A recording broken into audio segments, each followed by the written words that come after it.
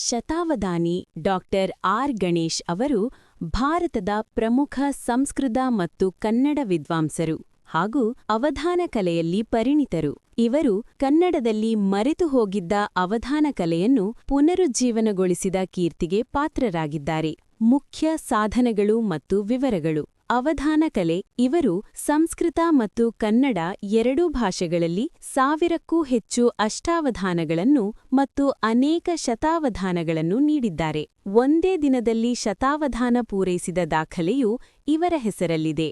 ಇವರು 1962ರ ಡಿಸೆಂಬರ್ 4ರಂದು ಕೋಲಾರದಲ್ಲಿ ಜನನ. ಆರ್ ಶಂಕರನಾರಾಯಣ ಅಯ್ಯರ್ ಹಾಗೂ ಅಲಮೇಲಮ್ಮ ಅವರ ತಂದೆತಾಯಿ. ಬೆಂಗಳೂರಿನಲ್ಲಿ ಪ್ರಾಥಮಿಕ, ಗೌರಿಬಿದನೂರಿನಲ್ಲಿ ಪ್ರೌಢಶಿಕ್ಷಣ ಪಡೆದರು.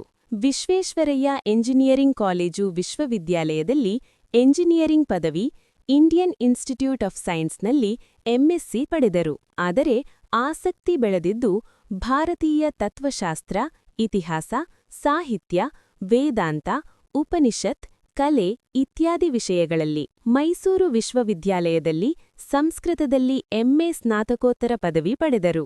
ಪದ್ಮ ಪ್ರಶಸ್ತಿ. ಇತ್ತೀಚೆಗೆ ಇವರ ಸಾಹಿತ್ಯ ಮತ್ತು ಶಿಕ್ಷಣ ಕ್ಷೇತ್ರದ ಅಪಾರ ಕೊಡುಗೆಗಾಗಿ ಭಾರತ ಸರ್ಕಾರವು 2026ರ ಪದ್ಮಭೂಷಣ ಪ್ರಶಸ್ತಿಯನ್ನು ಘೋಷಿಸಿದೆ. ಸಾಹಿತ್ಯ ಕೃತಿಗಳು. ಇವರು ಅವಧಾನ ಕಲೆ ಎಂಬ ಮಹಾಪ್ರಬಂಧಕ್ಕೆ ಹಂಪಿ ಕನ್ನಡ ವಿಶ್ವವಿದ್ಯಾನಿಲಯದಿಂದ ಡಿ.ಲಿಟ್ ಪದವಿ ಪಡೆದಿದ್ದಾರೆ.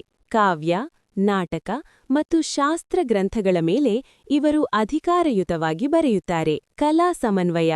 ಚಿತ್ರಕಲಾವಿದ ಬಿ.ಕೆ.ಎಸ್. ವರ್ಮಾ ಅವರೊಂದಿಗೆ ಸೇರಿ ಕಾವ್ಯಚಿತ್ರ ಎಂಬ ವಿಶಿಷ್ಟ ಕಲಾ ಪ್ರದರ್ಶನಗಳನ್ನು ನೀಡಿದ್ದಾರೆ. ಗೌರವಗಳು.